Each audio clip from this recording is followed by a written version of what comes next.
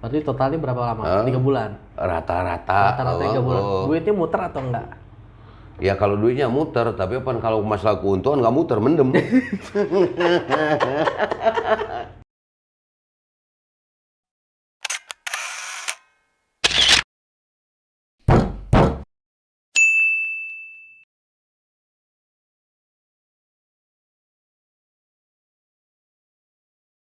Mau Pak Indra sehat? Sehat. Nih Pak Indra.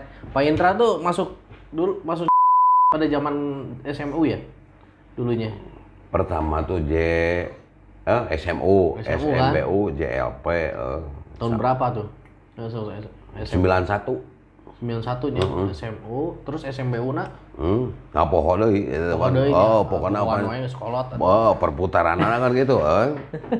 SMBU, SMU, JLP. Di Jakarta? Di Dio. Di Bandung wae posisinya cabang artinya. Ya, tinggal witan operasi pada leunyi kan. Tahun 80. Administrasi nyepeng tuh. Tuh, Bang. Apa dulu? Start awal apaan? Jalan jembatan. Yang judul lagi proyek, jalan administrasi. Mencari ngerti kata mesin ketik. Survei tuh, ente. Nya, segala rupa mah survei heula, apaan? Survei pelaksanaan, senkon, titik bangeng segala rupa sampai upan jalan dia upan kebentuk kan. Jalan membentuk. Dulu pertama kali ingat di mana itu? Ditugasin di mana? Kita kan di Bandung start awalnya, mulainya start awal kita tuh pada Larang. Pada Larang ya? Nol kita pada Larang. Sebenarnya jasa marga, berarti tadi sempat bilang JMTM, jasa marga Toll Road Maintenance. Nah JMTM ini visi misinya ke arah mana sih menurut Pak Indra itu sebenarnya? Kan setahu saya JMTM itu sebagai perusahaan kontraktor gitu. Nah itu visi misinya mau ke arah mana JMTM itu? Ya kan kalau sepintas ya visi misi dia kan hampir sama induknya yang sendiri kan, connecting tol seluruh Indonesia kan. Tapi sebenarnya yang megang JMTM juga sampai sekarang belum tahu siapa sih sebenarnya. Nah itu tanda tanya besar kan. Semua juga anak perusahaan juga punya basicnya masing-masing. Sekarang ada JMRB. JMRB itu di properti kan gitu. JMTM di konstruksi, ada JMTO ya. JMTO yang operasional gerbang. Nah, operasional gerbang. Ya itu visi misinya kan punya masing-masing harusnya setiap anak perusahaan. Nah, JMTM itu ke arah mana posisinya? Ya hampir sama ke induknya, kan dia kan connecting. Kalau induk kan universal menyeluruh dia. Iya, tapi kan dia kan karena sebagian besar tenaga dari JMTM itu adalah orang-orang teknik. Jadi dia kan visi misinya yang jelas mah maintenance yang utamakannya, keamanan, kenyamanan terhadap pemakai jalan. Tapi kalau misalkan JMTM ini emang dulunya nyangka nggak sampai bisa lelang dia posisinya, atau hanya sebatas orang yang mengerjakan saja, hanya sebagai kontraktor saja. Ya kan kalau dulu memang misi utama dia mah pertama dia jadi kontraktor. Iya kan kontraktor. Kalau kontraktor pure dong dia sebagai pelaksana kontraktor di lapangan posisinya. Iya. Yang mungkin ownernya ya dari induknya itu posisinya. Ya mungkin seiring dengan perjalanan waktu, di samping dia jadi kontraktor juga waktu itu kan, dia mulai belajar mungkin administrasi. Kalau dulu kan setahu saya itu semua area itu punya wewenang. Semua area itu punya wewenang, mau di Japek, mau di mana namanya Janger, JTC, semua cabang. Kan? Semua cabang ada, dan itu tuh dipegang oleh manajer areanya masing-masing. Kepala cabang masing-masing. Kepala cabang ya, dulu kepala cabang ya, kepala cabang masing-masing. Tapi sekarang kan kewenangannya berbeda, gitu loh. Sekarang posisinya bukan kepala cabang ya, manajer area justru. Manajer area sekarang. Area. Nah, itu apa yang membedakan SOP-nya sebetulnya? Kalau SOP sama, cuman wilayah kekuasaan yang berkurang. Nah, itu kenapa itu? Karena kan di dalam status struktur juga dia kan di bawah kepala cabang. Manajer area Manajer area dia kan dia cuma membawahi area-area tertentu, kayak Padalarang kan dibagi dua dia kan. Area Padalarang, area Cipularang. Tahu nggak sejarahnya bisa kayak gitu gimana itu? Nggak tahu tuh, itu kan yang punya struktur kan JMTM. kan nggak tahu tuh. Itu juga atas gagasan ide siapa, kayak sekarang udah mencut jadi anak-anak yang lain kan. Kurang tahu juga, sehingga kan kayak cabang-cabang pada Lenyi, Purbalenyi sekarang namanya kan. Itu cuma berapa personil sih yang aslinya orang. Cuma di titik-titik tertentu doang. Orang asli. Nah, tapi kan sekarang pusat udah ya jasa JMTM lah. Tol Mentes ini udah mayoritas udah diisi sama orang pusat. Posisinya kan. Nah, sekarang kenapa sebenarnya kewenangan yang terdahulu itu berubah menjadi kewenangan yang berbeda pada saat ini. Ya maksudnya kan dulu cabang itu dikasih kewenangan, itu pertanyaan saya. Kenapa dulu cabang itu dikasih kewenangan dan sekarang itu ditarik jadi satu pintu posisinya. Ke pusat. Ke pusat semua. Nah itu kan ada sebab akibat harusnya. Kemungkinan, tapi yang jelas kan kalau kita kan statusnya BUMN kan tergantung dari komisaris yang punya hajat. Sebenarnya mah itu, kalau kita kan cuma pelaksana doang, nggak bisa kita nentuin ini harus begini, ini harus begini. Kita kan cuma support ide aja.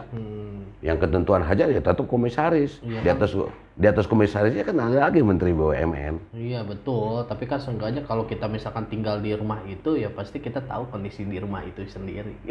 Iya memang. Kalau kita istilahnya sebagai orang JMTM kan, kita kan nggak tahu karena kita kan bukan orang JMTM kan. Mayoritas mantan kita dipindahkan atau dialih tugaskan ke JMTM. Karena kan pekerjaannya selaras kan, sejalan. Tapi menurut Pak Indra, keadaan kontraktor saat ini gitu dengan zaman dulu zamannya SMU, SPBU itu sangat berbeda atau sama posisinya? Ya kalau posisi sama, yang selisihnya itu sistem. Sistemnya gimana? Sistem yang sekarang itu kalau kerja kita dipecut, kita harus sesuai target aturan program TW. Administrasi yang istilah zaman sekarang pembayaran. Nah ini memang dulu berbeda. Beda. Dipecut nggak? Apanya? Ya dulu kan istilahnya dipecut, sekarang dipecut nih posisinya. Ya dulu. Kalau dulu kan seimbang sejalan, kan ada komitmen. Ya. Nah, kalau dulu nih, misalkan masalah tagihan aja saya bahas nih. Kalau dulu itu masa tagihan itu kalau misalkan di kontrak itu penyelesaian berkas lengkap di pusat itu berapa lama posisinya? Maksimal sebulan. Maksimal sebulan dan itu terrealisasi sesuai. Rata-rata. Berarti nggak semua dong. Iya. Tapi kan kadang-kadang yang namanya juga kan pengurusnya kan personilnya kan dikit. Yang namanya BUMN kan cuma orang-orang tertentu juga yang bisa ngurus yang seperti itu kan. Iya, cuman ya kan kalau kadang-kadang dia ya ada masalah kebutuhan atau sakit segala macem, itu kan nggak bisa di handle sama yang lain. Nah itu yang kadang-kadang jadi masalah kan. Nah sedangkan saat ini, kondisi saat ini itu seperti apa posisinya? Nah saat ini itu susah. Kenapa? Karena kan perputarannya terlalu jauh. Karena Jasa Marga yang mengeluarkan uang, yang pengawas di lapangan dan administrasi segala rupa. Sementara JMTM selesai, opnam segala macam, administrasi masuk ke Jasa Marga. Ke pusat. Cabang dulu kan diperiksa area dulu. Ya kan diperiksa area. Semua cabang dulu. Tapi realisasinya berapa lama waktu di area posisi pemeriksaannya? Tergantung. Nah itu aturannya? Kalau di area ya sesuai dengan kesepakatan kita paling lama ya 2 minggu. Paling lama 2 minggu berkas. Kalau berkas itu nggak ada kesalahan. Iya kalau berkas lengkap, misalkan tidak ada kesalahan baru dikepusatkan. Iya. Di pusatan. Nah nggak tahu kita itu udah urusan pusat, kita udah lepas tangan. Ya harusnya kan dikontrak itu. Kalau kita dikontrak pusat atau dikontrak area posisinya? Kalau kontrak kan rata-rata yang ngeluarin mah pusat. Berarti saya kontrak dengan pusat. Iya. Nah, kalau misalkan dengan pusat bunyi kontraknya itu 30 hari sebulan, berarti beres dong 30 hari berkas lengkap di keuangan. Bisa langsung cair posisinya. Iya, kalau posisi di pusat. Sedangkan kita kan rata-rata di cabang. Iya. Kalau misalkan cabangnya udah komplit, ini sekarang kita lari ke pusat posisinya. Ya kan? Iya. Nah, ketika di pusat kan aturannya emang 30 hari kan? 30 hari berkas lengkap di keuangan baru bisa dibayar. Nah, sekarang kan posisi pusat juga kan terbagi 2. pusat JMTM sama pusat yang punya duit. Lebih rumit berarti. Lah iya, kan perpanjangan tangan lagi. Jadi realisasinya berapa kebayar itu? Nah, Allahu alam. Nah, ya. Pak Indra kok kontraktor di sana? Ayo, Allahu alam. sebagai kontraktor juga kan? Iya, kadang-kadang kalau kadang-kadang. Kadang-kadang. Makanya berapa lama nih ini? Ya kalau ngomong TW setengah tahun lah. Padahal TW itu kan 3 bulan. Ya. Karena kan ya perputaran itu di prosedurnya dari JMTM pusat muter, baru masuk ke Jasa Marga pusat. Berarti totalnya berapa lama? 3 bulan. Rata-rata 3 bulan. Duitnya muter atau enggak? Ya kalau duitnya muter, tapi apa kalau masalah keuntungan nggak muter, mendem.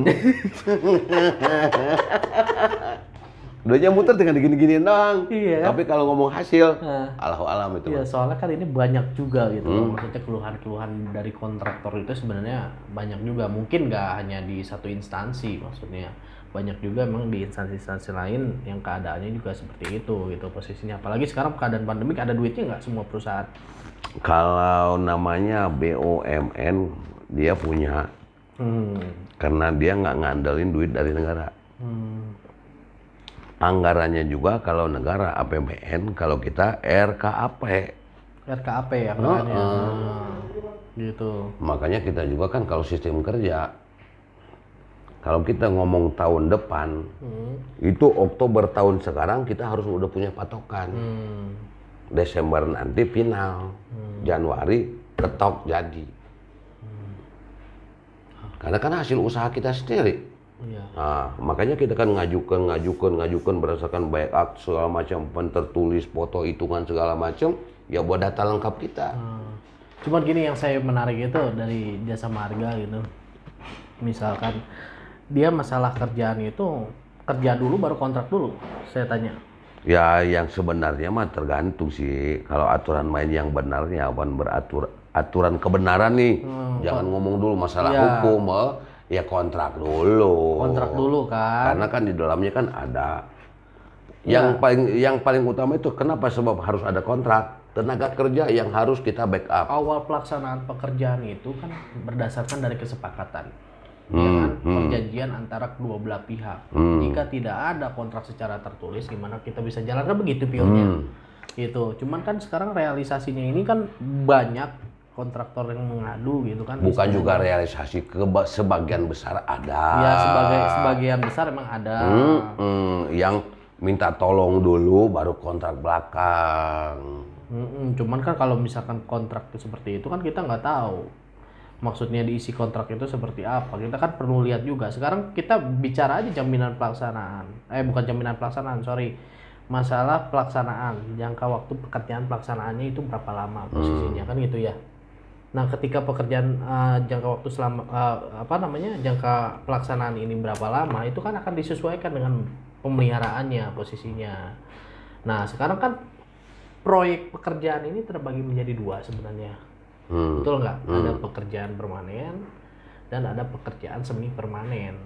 Kalau misalkan pekerjaan semi permanen itu dikatakan bahwasanya pekerjaan yang kurang dari 1 tahun kontrak, sehingga dia pemeliharaannya di berapa bulan, 3 bulan kan gitu. Nah sedangkan misalkan proyek permanen itu pekerjaannya rata-rata di atas 1 tahun dan dengan pemeliharaan 6 bulan. Kalau fisik pelaksanaan nggak ada yang sampai 1 tahun. Apanya 1 tahun? Fisik pelaksanaan mah. Pelaksanaan ada yang 1 tahun prosesnya kan gitu. Itu kan ada ketentuan nih di Perpres. Iya kalau memang Perpres, tapi kan kalau di kita nggak pernah ada pelaksanaan setahun. Karena kan patokan kita tadi nih, kita RKAP itu harus jadi udah Oktober. Makanya kita pelaksanaan paling lama itu 6 bulan. Nggak ada yang 1 tahun. Apanya itu pelaksanaan? Pelaksanaan. Kan ini mah hanya maksudnya teorinya. Kalau misalkan pelaksanaannya 6 bulan, pemeliharaan setahun. Pemeliharaannya setahun. Setahun. Itu dasarnya dari mana? Dasarnya apa? Karena ya kesepakatan doang. Ada juga. Berarti kan ada juga yang dari klausul direktur kita. Iya maksud saya yang sifatnya permanen. ini pemeliharaannya melebihi daripada umur Iya, berarti kan kita harus karena tahu kualitas. Berarti kita harus tahu Apanya? mana aturan, mana kebijakan, serta kesepakatan kan gitu. Kalau aturan konkret itu kan sudah ada aturannya dan posisinya itu yang membedakan adalah antara semi permanen dengan pekerjaan yang permanen. Benar. Itu tuh berbeda, nggak bisa dibantah. Kalau misalkan kita berbicara aturan gitu ya, kalau misalkan masalah kesepakatan Itu yang disebut permanen dan semi permanen yang gimana? Ya, Kita nggak pakai sistem itu. iya, kalau misalkan di Kepres itu ya, sekarang kan Kepresnya udah ganti ya, nomor 95 kalau nggak salah. Nah, di Kepres nomor 95 ini kan menyatakan bahwasanya ada yang semi permanen adalah pekerjaan pelaksanaan yang di bawah 1 tahun posisinya. Yang di bawah 1 tahun. Ini kan konstruksi atau non konstruksi. Ya, sekarang kita bunyinya konstruksi serta pengadaan pekerjaan apapun di situnya, tidak ada terkecuali apapun. Enggak, soalnya kan kalau kayak kita ngomong tadi masalah pemeliharaan yang permanen atau non permanen, yang disebut yang permanen yang mana, non permanen yang mana. Sekarang nih kita pekerjaan patching, permanen atau non permanen? Nah, sekarang kita berbicaranya masalah permanen dan non permanen ini, masalahnya terkait masalah jangka waktunya, bukan masalah item pekerjaan yang ditetapkan. Jangka waktunya apa? Ini kalau di kita jangka waktu pelaksanaan overlay 6 bulan, pemeliharaan 1 tahun, patching tanggung jawab mereka kok. Ya berarti kan kesepakatan. Nah, di dalam kontrak ada klausul. Nggak masalah. Nggak, karena aturannya sekarang sudah ada seperti itu. Ya berarti kan aturan itu nggak bisa dibantah posisinya. Kecuali Ya emang makanya kebijakan. di kita itu nggak pernah ada muncul klausul di dalam kontrak permanen atau non permanen. Iya, tapi rutin atau non rutin. Rutin atau non rutin, tapi kan jelas pelaksanaannya sekian, pemeliharaannya sekian. Itu kan jelas. Itu di pasal itu di dalam kontrak itu jelas. Ya makanya saya yang nanya Ya. itu, yang mana yang permanen, yang mana yang non permanen. Iya, kalau misalkan aturan maksudnya permanen itu kan kita kalau lihat emang Kepresnya itu kan ada bunyinya itu adalah terkait masalah jangka waktu. Perbedaannya di situ aja sebenarnya. Jangka waktu pelaksanaan yang rutin, saluran rutin contoh. Ini permanen atau tidak? Kontraknya 1 tahun kok. Ya kontraknya 1 tahun, berarti sudah sepakat nggak masalah posisinya. Kalau memang kontraktor pengen benar-benar sepakat seperti itu. Bukan kontraktor sepakat, udah ada ketentuan di klausulnya. Kontrak Anda dari Maret tahun sekian sampai ke Maret tahun sekian. Iya, kalau patching dibagi spot TW pembayaran berdasarkan mata anggaran masing-masing item pekerjaan. Nah, itu diajukan berdasarkan PO. Nah, berdasarkan PO kan? Ya kalau misalkan kita berbicara berdasarkan dari pihak owner itu sendiri, berarti kita berbicara kebijakan. Bukan berbicara aturan posisinya. Ya kalau misalkan kebijakan sih sah-sah aja menurut saya. Ini saya tidak bilang tidak sah ya. Sah-sah aja selama memang tidak dirugikan satu sama lain. Cuman kan sekarang kan bahasanya begini ketika kita mau pekerjaan misalkan pagar gitu. Contohnya lah. Ini pribadi saya nanya lah pribadi ke Pak Indra. Pak Indra ini kan dulu kan di posisinya. Ya di juga bisa merasakan menjadi. Sekarang saya pengen tanya, ketika Pak Indra keluar dan sekarang menjadi kontraktor posisinya, katanya. Ya pokoknya anggap aja Pak Indra menjadi kontraktor. Jadi kan maksudnya bisa memahami kedua belah pihak nih, ya kan, merasakan jadi owner seperti apa dan merasakan jadi kontraktor seperti apa. Ketika misalkan dikasih jangka waktu pelaksanaan, misal pelaksanaannya cuma 1 bulan kerjaan, anggaplah kerjaan panel itu cuma 1 bulan gitu kan. Ketika ada pemeliharaan 6 bulan, nah itu gimana rasanya? Ya itu kan sangat nggak seimbang. Nah, kalau memang ada kejadian seperti itu, tapi nggak pernah ada yang seperti itu. Iya, ini misalkan maksudnya apa yang dirasakan gitu kan. Yang namanya pemeliharaan itu kan udah ditanggung oleh kita sendiri sebagai kontraktor. Itu jelas lah. Iya kan? Secara pelaksanaan, ketika pelaksanaan ini beres, itu diserah terimakan kan, diserah terimakan pekerjaannya sementara betul. Ketika itu ada pemeliharaan, dan pemeliharaan itu wajib fungsinya kan gitu. Iya, wajib fungsinya, apalagi terkait masalah kelalaian khususnya ya. Tapi apa daya kalau misalkan emang ini bukan karena kelalaian kita, misalkan dari force major. Menurut Pak Indra gimana itu posisinya? Misalkan barang-barang materialnya itu ambles gitu, rusak gitu, misalkan pagar itu roboh, beton itu roboh dikarenakan oleh banjir, bencana alam, force major, itu gimana? Ya itu harus diajukan kembali, diperbaiki lagi sama mitra kontraktor. Di dalam kontrak kita ada kalimat force major, kecuali force major ini bisa diganti. Harus diganti sama kontraktor dengan anggaran yang masih ada sisa. Tapi kalau tidak ada posisinya? Kan ada 5%. 5% apa? Yang ditahan sama kita retensi. Retensi betul. Ya ada. harus tanggung jawab. Tanggung jawab siapa? Tanggung jawab kontraktor, karena duitnya masih ada di tangan kita.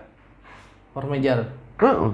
Nah cuman kan force major ini kemarin itu ada bahasanya itu terkait masalah ketika misalkan terjadi bencana alam yang diakibatkan oleh bencana alam dan materialnya itu rusak posisinya, itu sekurang-kurangnya maksimal harus dilaporkan kepada pihak pertama 7 hari dan dianggap tidak ada posisinya.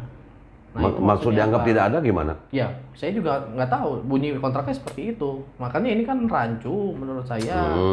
Tidak Itu ada apa dianggap tidak ada Nah itu dari mana kalimat gitu. itu munculnya dari mana? Ada kontraknya. Harusnya nanti saya bawa. Nah, itu kan biasanya ada tuh yang namanya force major itu kan memang harus diganti sama kita. Kalau uang itu istilahnya nggak mencukupi dari 5%, makanya kita adakan CAR. Ya tapi sekarang kita ngomongin CAR ya. Kita ngomongin CAR nih sekarang karena Pak Indra membahas CAR. Apa CAR itu serta-merta gampang untuk mengeksekusi biaya tersebut? Oh itu mah terserah mitra. Nah, ini kan kita berbicara realisasi ya, iya. bukan berbicara masalah teori. Realisasi di lapangannya di mana? Jadi saya tuh di sini pengennya mengundang Pak Indra itu bukan hanya sekadar orang tapi orang yang bisa memahami kedua belah pihak. Artinya netral.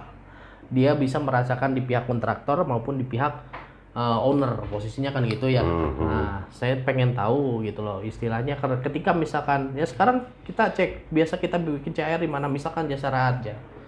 Misalkan gitu kan. Ketika memang itu ada bencana banjir itu kita harus melampirkan dokumentasi yang ada posisinya. Iya. Nah, dan kemudian itu harus di cross check sama pihak mereka. Iya. Berapa nilai kerugiannya? Apa sesuai dengan apa yang kita ajukan, maksudnya kerusakan yang kita ajukan itu kan nanti kita buat lagi itu laporannya posisinya berapa kerugian kita, misalkan kita mengajukan kerugian itu 1 miliar, kan belum tentu mereka menghitung 1 miliar kerugiannya, bisa jadi 500 juta nih kalau kerugian agak cuma 500 juta. Ya opnam bersama dong. Nah iya, justru itu dengan opnam bersama itu kan nanti kan ada perbedaan-perbedaan karena kan bukti itu yang berdasarkan yang kita lihat, sedangkan misalkan kali banjir realitanya kan kita kan harus tahu itu maksudnya itu robohnya karena apa, itu kan harus dicek cross check lebih detail posisinya. Ya itu makanya kan kalau kita mau ngajuin. Nah sekarang gini aja simpelnya, jujur aja, CAR itu bisa cepat nggak eksekusinya atau enggak selama ini? Nggak bisa. Nah itu maksud saya. Nah maksud Bapak Andana apa? Emang kewajiban kita walaupun lambat ya harus kita urus buat ngeganti kerusakan kita. Sekarang gini aja, maksudnya kan sekarang kita ngerasain juga sebagai kontraktor posisinya. Iya. Ketika misalkan pekerjaan apa yang kita udah kerjakan sesuai spek nih kita nih, dari misalkan pendalaman pondasi, kita bicaranya proyek sederhana aja dulu ya, nggak perlu yang proyek-proyek yang berat gitu. Misalkan ke dalam pondasi kita sudah benar, masalah spek panelnya sudah benar, kolomnya sudah benar posisinya kan gitu ya. Nah ketika misalkan ada pemeliharaan nih, udah pemeliharaan kita nih, udah dicek nih segala kan kalau misalkan spek segala macamnya apa itu kan udah ditandatangani, udah disetujui oleh pihak pertama posisinya. Ketika kita berita acara serah terima ditandatangani kedua belah pihak. BAFAO udah ditandatangani kedua belah pihak. Tandanya setuju, pihak pertama setuju menerima, itu kan pihak kedua setuju menerima. Dilampirkan kan, dengan item pekerjaan semua yang udah kita berarti kerjakan. Tidak ada kesalahan dalam spek tersebut karena sudah dikerjakan dengan sebaik mungkin kan begitu. Nah tapi setelah ini setelah pemeliharaan berlanjut, anggaplah ini ada bencana alam datang. Ya itulah yang disebut force major. Iya bentar, ada gempa, ada banjir misalkan. Semuanya roboh. Kalau misalkan ini yang nanggung kontraktor itu sendiri, apa tidak dirugikan? Ayo kontraktor. Tapi belum. Sebagai kontraktor bagaimana? Itu jelas rugi. Tapi pengalaman hidup nggak ada istilah kalimat semuanya. Sebagian mengalami kerusakan. Iya. Nggak mungkin semua. Kecuali kalau kita ngebenteng pinggir pantai. Iya, banyak misalkan berapa meter. Kalau pagar panel itu kan ya paling beberapa item. Pengalaman saya juga masang bronjong 200. Yang rusak karena tanah longsor pergerakan tanah paling 20 meter. Iya, kalau misalkan benar-benar banyak posisinya berapa titik, katakanlah tidak satu titik. Kita kan nggak tahu bencana alam itu maksudnya ke arah mana gitu kan merusaknya. Iya. Ke lokasi yang mana kan kita nggak tahu. Ini kita bicaranya nggak paling berapa meter sekian itu teknis bicaranya. Tapi kalau misalkan itu banyak, hampir semua tuh dalam istilah lah, kalau misalkan ada 5 titik itu 4 titik itu roboh gara-gara bencana alam. Karena masih di daerah situ kan posisinya. Nah itu apa kalau misalkan dibebani kontraktor, apa tidak menjadi suatu hal yang merugikan bagi kontraktor? Itu aja dulu. Enggak, karena di dalam kontrak ada itemnya, perjanjian sebelum kita tanda tangan. Di sana kan ada post major. Yang disebut item post major tiupan angin lah, gempa lah, pergeseran tanah lah. Ya. Nah ini ada tanggung jawabnya si mitra. Tanggung jawabnya? Ya ini dia harus memperbaiki. Makanya sebelum kejadian itu ya kayak CAR tadi yang harus kita urus. Kalau CAR kan memang harus saya urus kan, tapi kan banyak juga yang apa namanya, udahlah kerjain aja, nggak perlu ada CAR dulu kata BPJS. Ya nggak bisa. Buat apa uang yang udah kita pakai buat ke sana, itu kan kewajiban kita yang harus ini kan, yang harus kita keluarkan kan buat nge-backup pekerjaan. Kembali lagi kita. masalah CAR itu kan eksekusinya itu lama gitu. Kalau ya kita bisa memang benar mengandalkan lama, tapi kewajiban kita yang harus kita urus buat mengganti yang rusak. Ya udah, untuk supaya tidak merugikan apa namanya pihak kontraktor juga, berarti udah itu urusan CAR gitu kan, karena kita punya CAR. Bukan urusan CAR, urusan kontraktor mengurus ke CAR. Udah pasti itu. Berarti kan yang berkewajiban membayar siapa? Berkewajiban membayar naon? Ya membayar ini ganti kerugian ini. Ganti kerugian yang roboh. Ya kontraktor, karena kan uang atau uang kontraktor, uang si owner udah dibayarkan melalui CAR, tertuang di dalam dokumen kontrak. Kontraktor mengajukan ke CAR posisinya kan. Nah, berarti yang melakukan kewajiban untuk membayar apa? Siapa? Pihak mana posisinya? Tetap aja pihak kita melalui tangan CAR karena kita udah nyimpen uang di sana. Iya, tetap CAR yang punya kewajiban. Ya makanya diurus sama kontraktor. Ya, mana duit saya? Yang bayar mah tetap owner. Kalau misalkan tidak ada, maksudnya kalau misalkan kita tidak melimpahkan tanggung jawab kepada CAR posisinya, berarti kalau gitu posisinya udah aja perlu pakai CAR. Kan fungsi CAR itu. Ya harus. Apabila ada pos fungsinya. Iya. Apabila ada pos bayar, CAR-nya harus turun. Itu contoh. Maksud saya. Berarti bukan serta-merta langsung kontraktor langsung membayar semua kerugiannya, enggak lah. Iya, enggak semua mengganti kerugian.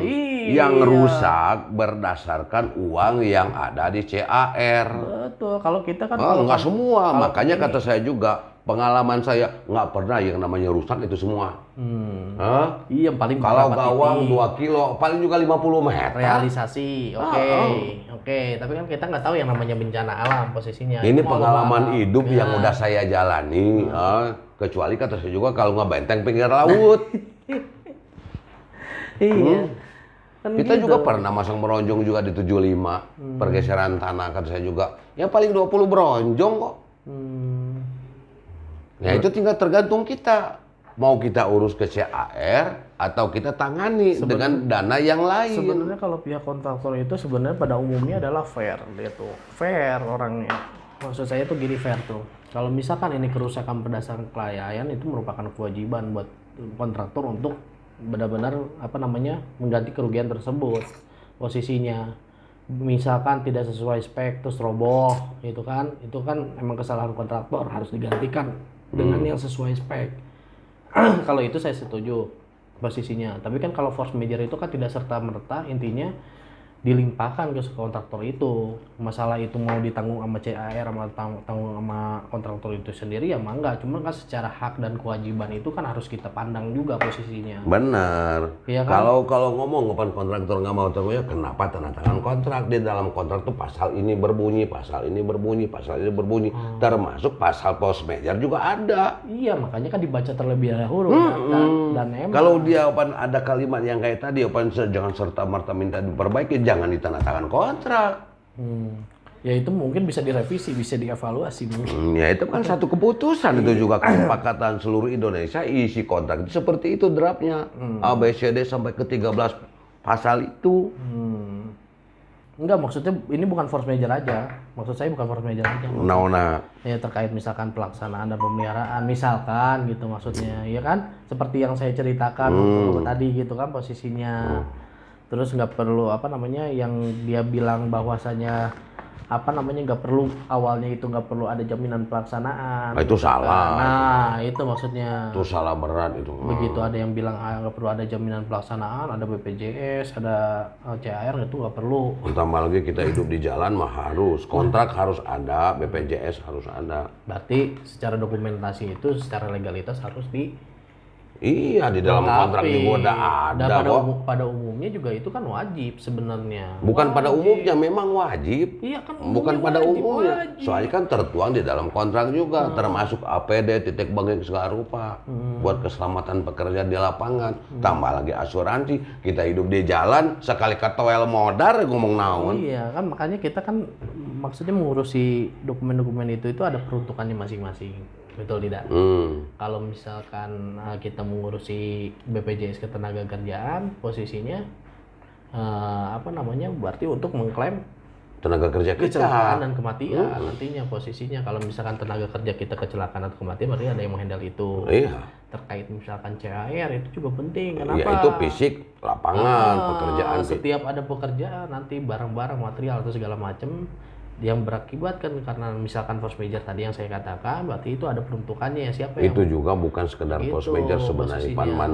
manfaat CAR mah. ya misalkan juga ada juga kan yang posisinya bukan force major juga apa namanya dirusakin misalkan Pernah sengaja pernah nggak kita kejadian? juga yang ngalaman apaan kawat duri kita habis digulung orang, digulung maling. Iya kan Ya gitu. itu CAR yang nge-backup. CAR juga karena kan bukan kesalahan kita posisinya. Iya, Ya, dipauk batur, dimaling orang, kan. ada yang ngancurin karena warga nggak suka taruh pagar di situ nggak bisa keluar masuk Nah. keluar gitu kan itu juga ada posisinya. Tapi kan kalau sekedar warga kayak gitu nggak mungkin pakai CAR, soalnya dia kan paling juga apaan satu gawang cuma 4 lembar. Terus ini ada cerita nih dulu tuh ya, ini mah cerita aja kita. Dulu tuh ada kejadian di Japek di kilometer 62 itu ada pagar gawang posisinya. Maksud pagar gawang nih mah. Pagar beton, pagar panel. Ya kita kan pagar basah panel. Tapi kan biasanya kalau misalkan kita pasang pagar di tanah di tanah jasa marga itu kan ada patok kuning. DMJ-nya, patok DMJ-nya. Waktu itu tuh kita pernah ngirim orang dan ribut. Ceritanya tuh ribut. Si warga tuh ribut karena patoknya itu bukan haknya jasa marga posisinya. Karena yang patok yang dipatok kuning itu adalah masih tanahnya warga. Jadi ketutup lahannya dia untuk bertani itu ditutup gitu posisinya, tertutup, dia nggak bisa keluar masuk. Kalau di pagar nggak bisa keluar masuk lahan posisinya. Kok patok kuning itu kan ada DMJ. DMJ kan daerah milik jalan. Kenapa masang di tanah orang? Nah itu kejadiannya posisinya. Nah penasaran kan? Nah itu berarti pengawas waktu pemasangan patoknya ya nggak tahu. Harusnya gini loh maksud saya tuh, kalau misalkan patok ini kuning ini dipasang, harusnya semenjak patok ini dipasang harusnya kan udah dipermasalahkan dari awal harusnya gitu loh. Cuman karena warga juga kemungkinan awam mungkin jadi tidak banyak mulut kan gitu. Ketika ini mau dipasang pagar ditutup kan lahannya dia kan posisinya kan, disita kunci mobil pelaksana kita, nggak boleh pulang. Ya itu kan ada dua kemungkinan kalau menurut saya mah. Soalnya kan di daerah kita juga yang kayak Bandung sering kejadian. Patok awal kita digeser. Diakulah sama warga. Karena sesuai dengan perputaran dunia sekarang, kemajuan zaman sekarang, dulu kita beli 3.000, sekarang 5 juta. Cuman kan Mau diambil sama dia. cuman kan kita nggak mau pusing-pusing, maksud saya tuh gini. Yang gitu mah nggak usah pusing. Iya. Ambil file kita asli, Kita peta kan pembebasan ada mana. sertifikat posisinya. Ya sekarang saya lihat sertifikat dan denah warga itu kan jelas posisinya. Nah pertanyaan saya waktu itu ketika si sertifikat warga ini dan denah warga ini kita lihat, posisinya kita lihat nih kedua belah pihak dilihat ada sesuai gitu loh, bahwa benar patok yang dipatok oleh patok kuning ini, si patok kuning ini intinya milik batur, milik warga, gitu posisinya. Ketika ditanyakan ke mana gitu kan kita juga gimana pun juga JMTM atau orang gitu ya, ya seenggaknya sedikitnya itu kita membela jasa warga kan posisinya. Ketika kita minta denah sama sertifikat nggak dikasih, ya nggak bakal dikasih, nggak diperlihatkan maksud saya itu. Enggak, itu kan orang yang megangnya orang tertentu. Ya, maksudnya kan kita untuk membuktikan bahwa patok kita itu benar gitu loh. Orang tertentu yang memegang, nggak sembarang orang. Tapi kalau sekedar istilahnya blueprintnya, nah itu adanya di gudang. Banyak nggak kesalahan kayak gitu? Sering banget. Nah itu gimana itu? Seringnya kasus seperti itu. Ada yang paling gawat nggak? Ya kan warga kan kita nggak tahu, ada yang terima, ada yang nggak posisinya. Tapi kan kalau kita Pancabang Bandung, alhamdulillah nggak ada yang begitu gituan mah. Malah penyerobotan tanah negara sama warga. Nah itu gimana itu ceritanya? Yang kayak kejadian yang di Buah Batu, lampu merah. Kumaha eta teh? Itu kan si Pak Witarsa itu kan waktu pembebasan tahun 84-an dulu harganya 3.000 perak semeter. Itu kan pembebasan lahan tanggung. Karena kan bentuknya kan kayak gini tuh. Ini jalan kita. Ini kan nyegok kayak gini. Kan nggak ada temen. Udah dibeli juga sama Jasa Marga. Terus? Seiring dengan perkembangan zaman, kata saya juga ini 3.000 jadi 15 juta 1 meter. Diaku lagi sama dia. Diaku lagi? Dia malah bawa aparat desa segala macem. Terus fungsinya? Fungsinya bawa aparat? Ya kan katanya dia ngaku bahwa ini milik dia. Nah, buktikan. Nah, makanya kita cari itu. Ini ya Bang, Pak, maaf. Fotokopi Bapak ada nggak? Fotokopi KTP, fotokopi sertifikat atau AJB Bapak ada nggak? Terus? Nggak punya. Apa dasar Bapak ngaku dari mana? Nah, terus? Kan ini tanah saya. Benar, ini tanah Bapak, kata Bapak. Tapi bukti pengakuan Bapak dari mana? Kalau ini punya Bapak. Ngotot keneh tuh. Mau ngotot. Ngotot depan karena dia kan orang tua, ya kita hormatilah sebagai orang tua. Kita juga nanya ke warga, memang itu asal usulnya tanah beliau. Tapi bukan tanah adat kan? Bukan kan? Bukan. Posisinya kan? Memang tanah beliau. Minta fotokopinya dia. Kita bawa ke pastor. Karena kan yang waktu itu yang namanya bagian pemeliharaan kan kita tuh. Jadi kita tahu semua batas-batas rounding itu di sebelah mana. Gambar kita yang megang kan, masih di dalam tabung-tabung gede. Menguasai lah ya wilayah-wilayah kepemilikan tanah. Ini depan intersection Buah Batu. Lihat, ambil, cabut. Oh iya, ini gambarnya, sketnya ini. Di bawah kan ada keterangan tuh. Bukti pembebasan. Di tong yang nomor sekian. Buka, ambil, masih ada kan? Kwitansi yang lebar-lebar tak? Zaman dulu kan belum kayak zaman sekarang transparan gitu. Kwitansi, dilampirkan fotokopi KTP, itu dibuka, si bapak itu ada, Pak. Ini fotokopinya sama, Pak, sama yang dulu. Namanya juga sama, tanggal lahirnya, bulan tahun lahirnya juga sama. Yang dulu nerima duit siapa nih, Pak nih? Buka kwitansi. Sama kan Pak Witarsa, sama juga tanda tangannya yang di KTP. Malu ya. Makanya kita harus punya arsip yang benar-benar arsip. Nah itu maksudnya kan kalau misalkan itu kan bisa dilihat kan buktinya itu jelas posisinya. Apalagi kalau misalkan dua-duanya harus diajak ke BPN, berani nggak posisinya? Kita pernah pengalaman yang BPN. BPN kan? Mikomol. Mikomol Pak Willy yang Kopo. Terus? Itu kan dia kan advokat dia kan si Willy teh. Terus? Wah, ngajak berantem segala. Kasate. Kalau kita. Terus? Kata kita kan nggak usah ribut-ribut Pak. Kalau memang hak Bapak ambil sama Bapak. Kalau memang hak negara yang sekarang kami urus, ya kami ambil. Terus? Bawa sertifikat. Sertifikat tahun 2000. Sertifikat kita tahun 84. Itu menang itu. Hah? 84 lebih lama itu. Iya. Beda tahun maksudnya. Iya. Tapi masalah denah sama. Sama. Denahnya sama. Terus ketika Nah, dicek BPN ganda dong. lari ke BPN, ke Sertifikat ganda. bypass. Dua-duanya legal. Legal. Berarti ganda. Dia yang ganda. Dia yang ganda. Iya. posisinya. Ah, Tapi kenapa BPN keluarin itu? nggak tahu. Hah? Itu pertanyaan saya. Makanya kita sampai ke BPN, ke bypass. Kenapa ini titik sama, ukuran sama, sertifikat ada 2.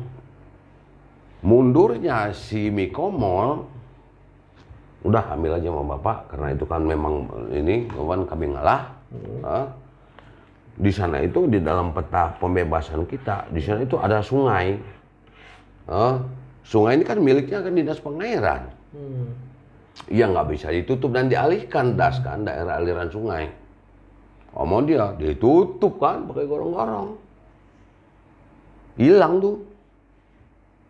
Udah Pak, daripada ini Pan, kita panggil dulu teman kita yang dari Jalan Cianjur. Ini gimana ceritanya sungai Pan sampai hilang, terus lahan kita juga sampai hilang, diaku sama Bapak. Gelabak kan dia. Kan udah 2 instansi kan berarti yang punya hajat murni kan, yang harus dihadapi sama dia. Sedangkan kita kan bukti pembebasan, gambar segala rupa ada semua. Nah, ketika diperlihatkan terus ke BPN nomor-nomor gimana itu reaksinya? Ya nyerah dia. Mundur. Udah Pak, saya ridho aja, saya ikhlaskan aja. Ini apa? Kata saya kan teman-teman, jangan ngomong ikhlas atau enggak Pak. Cek Sunda mah ya punten ate. Hak Bapak, hak kami. Mun cek Sunda mah ya punten ate. Punten kan lepat gitu. Sampai sekarang buktinya kan pagar kita geser, nggak ngomong lagi dia. Oh itu pagar ya dulu tuh ya? Iya kan parkiran lega itu. Di belah mananya Miko sih? Iya sebelum underpass. Berapa meter posisi? Oh udah 15-an mah. 15 meteran ya? Kali panjang itu. Udah itu mah lahan, memang bener lahan Miko ya? Ya lahan milik jalan, makanya Pan geser di ini kan. Sekarang kan kalau nggak salah itu kan kena juga sama tiang KCIC. Sekarang tuh? Ya kalau diserobot ya kasih duit nggak apa-apa ini. Ya tetap aja Pan, kalau kita kan bukan masalah nggak apa-apanya Pan, hak. Tetap maksudnya, hak. Iya mungkin kalau misalkan dibayarnya emang sebanding ya mungkin menerima aja mungkin gitu. Tetap Si aja. orang tersebut. Yang jelas seperti itu, hak adalah hak, wajib adalah wajib. Itu aja urusan mas supaya enak. Ngapain kita? Kalau kita mau sugih yang begitu-gituan kacau dah. Yang penting mah hak dan kewajiban terpenuhi ya. Iyalah kan, punya orang, punya kita. Ngapain kita harus repot? Kata Gus Dur juga. Hak jadi pegawai, karyawan terpenuhi, hak jadi pensiun.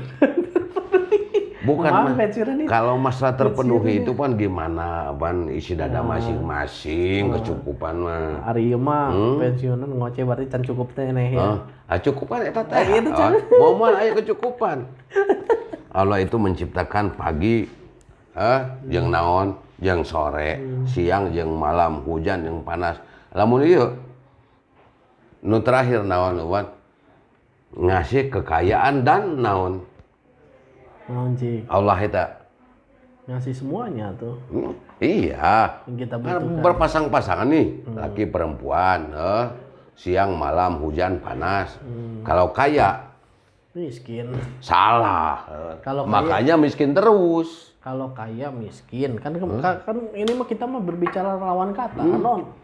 Bukan kita ngomong masalah lawan kata, pasangan yang dikasih sama Maha Kuasa. Sebenarnya kita bicaranya bukan kaya atau ini kaya atau miskin. Sebenarnya kalau bicara kaya atau miskin kan itu relatif sih. Iya makanya kasih juga. Maksudnya mau rezeki atau tidak. Nah itu baru lebih benar. Bukan, Allah itu selalu menciptakan kan pasangannya. Tapi kenapa kaya kita bukan pasangannya yang kita cari? Musuhnya. Kaya musuhnya miskin. Ayo. Iya. Kaya musuhnya miskin. Makanya kita miskin terus. Coba kalau kita pasangkan kaya dan kecukupan. Nah, itu aman nyaman hidup mah. Berarti kaya dan kecukupan. Bini kaya, ini kecukupan. Nah, jadi kecumponan segala rupa pinuh kaya. Stok banyak teuing, keluar mun banyak teuing. Nu penting segala base. Mun banyak teuing apa? Isi neangan orang. Bahaya. Bawa teuing mah bahe. Taya kawani kan untuk taya kawani kan. Siut muncungut. Oke, makasih Pak Indra.